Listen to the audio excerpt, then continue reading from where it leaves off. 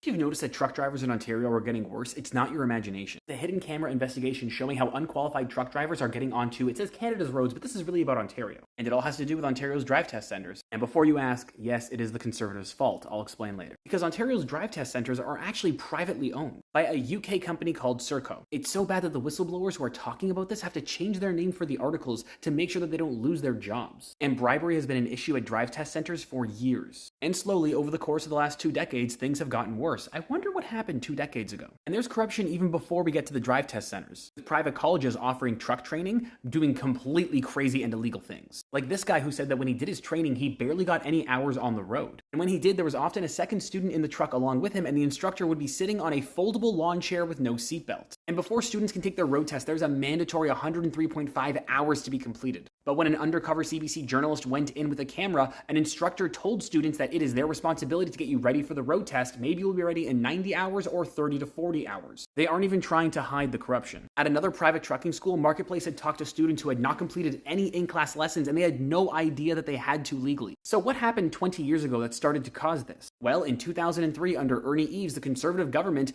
privatized the driver's license testing centers. What did we get in exchange for this? $114 million, and we didn't even give it to a Canadian company. It is operated by a British company, a company which later cut jobs and slashed wages. Because, Conservatives are fiscally responsible and only do things that are good for the economy, right? And you want to know how we knew it was a bad idea at the time? Because the NDP, who was opposed to the plan, said that a privatized system would be wide open to corruption. Wow, who could have seen this coming except for literally everybody but the Conservatives? When we talk about the harms of Conservatives like Doug Ford, it is not an immediate harm. These harms will last for decades. We are still dealing with the fallout from Mike Harris and Ernie Eves, and they put your safety on the road at risk for an attempt to balance the budget. The Conservatives don't care about you. They never have, and they never will.